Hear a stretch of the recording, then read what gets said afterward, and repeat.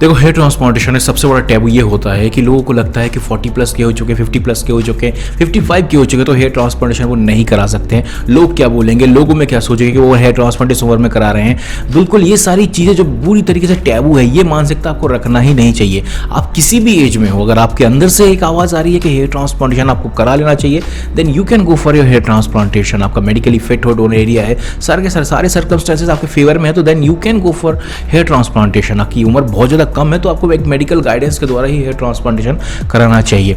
तो ये चीज़ से थोड़ा सा बाहर आ जाइए कि भाई 40 प्लस के हो चुके हो, 45 प्लस के हो चुके हो, तो ये 45 प्लस 50 ये सारे यंग एज के अंदर ही आते हैं, ठीक है ना। तो ये बहुत ही यंग एज होता है, ये बहुत आप बूढ़े नहीं हो चुके हो तो you can go for hair transplantation.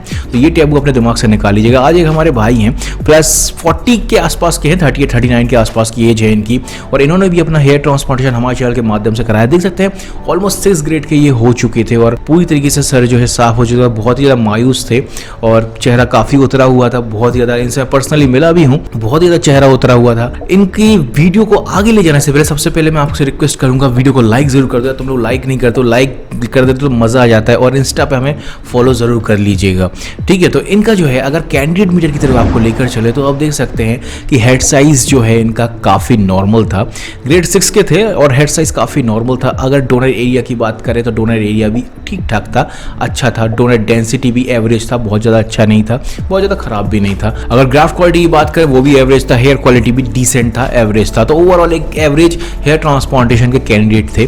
तो इनको इस टाइम पे क्योंकि ऑलरेडी ये 40 के आसपास हो चुके तो इनका हेयर फॉल काफ़ी हद तक स्टेबल था, तो बहुत ही अच्छे कैंडिडेट एक तरीके से माना जाएगा कि भाई इससे ज़्यादा इनके हेयर फॉल नहीं हो रहा था। तो एक बहुत अच्छा डिसीजन था इनका हेयर ट्रांसप्लांटेशन का।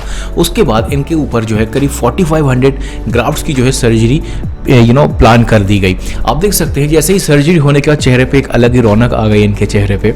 आप देख सकते हैं कि पहले कुछ ये इस टाइप के दिख रहे थे, बिल्कुल उदास से, मायूस से, और उसके जैसे ही इनके सर पे सर्जरी हुई बिल्कुल एक चेहरे पे एक रौनक आना चालू हो गया।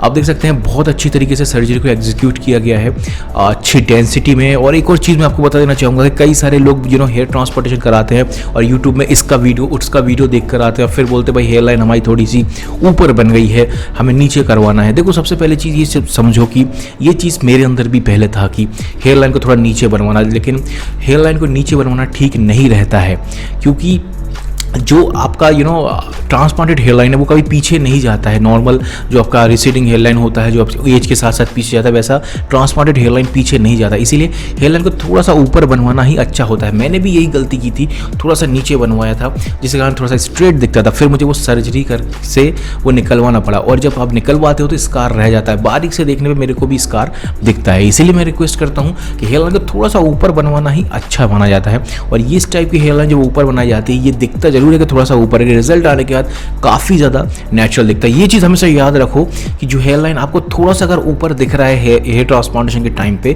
तो रिजल्ट आने के बाद बहुत सही दिखना चालू हो जाता है, ठीक है। और अगर आपको बहुत ज़्यादा नीचे दिख रहा है हेयर लाइन, तो रिजल्ट आने के बाद जो है वो और भी नीचे दिखता है हेयर ट्रांसप्लांटेशन में। इस चीज़ का हमेशा आप ध्यान रखिएगा और अपना ओपिनियन जरूर रखिए डॉक्टर्स के सामने। लेकिन अगर आप जो कन्वर्सेशन हो रहा है और डिस्कशन में, प्लीज़ अगर आप कोशिश करिए हेयर लाइन को ऊपर रखने की। अगर ऊपर रखा हुआ है तो इन फ्यूचर आप उसको नीचे कर सकते हो बिना किसी प्रॉब्लम के, बट नीचे से ऊपर करने पे स्कार रह जाता है चमड़ी के ऊपर। तो आइए फाइनली इनका रिजल्ट देख लेते हैं। 6 मंथ में इस टाइप का इनका रिजल्ट आया हुआ है, शानदार हेयर ट्रांसप्लांटेशन रिजल्ट है। इनका कहाँ से हेयर ट्रांसप्लांट हुआ है वो जानने के लिए इस नंबर पर कॉल या व्हाट्सअप आप कर सकते हैं और देख सकते हैं कितना शानदार इनका हेयर ट्रांसप्लांटेशन का रिजल्ट है। ये 6 मंथ है, ये पूरा रिजल्ट भी नहीं आया है, अभी और भी इनका रिजल्ट आना बाकी है।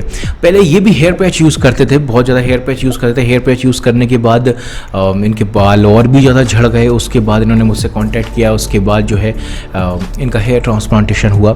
तो हेयर ट्रांसप्लांटेशन के बाद काफ़ी ज़्यादा इनकी लाइफ अच्छी हो गई है। और ये सारी चीज़ें अगले वीडियो में इनके पर्सनल एक मैं इंटरव्यू लिया हुआ हूँ, वो आपके साथ मैं शेयर करूँगा। तो आपको ये वीडियो कैसा लगा, नहीं लगा, ये नीचे कमेंट सेक्शन में ज़रूर हमें बताइएगा। हमें इंस्टाग्राम पे फॉलो ज़रूर कर लीजिएगा और इस वीडियो को शेयर ज़रूर करो, लोगों को शेयर ज़रूर करो ताकि आप लोगों को पता चले कि भाई किस age is not a big factor hair transplantation में, ठीक है ना। आप किसी भी एज में हो हेयर ट्रांसप्लांटेशन करा सकते हो, आपका डोनर एरिया हो और आपके बाकी के सर्कमस्टांसेस आपके फेवर में हो तो आप definitely you can go for your hair transplantation. तो वीडियो अच्छा लगा तो लाइक करो, शेयर करो और हमारे चैनल को सब्सक्राइब करो। मिलते हैं एक और नए वीडियो में, तब तक के लिए बाय बाय, टेक केयर।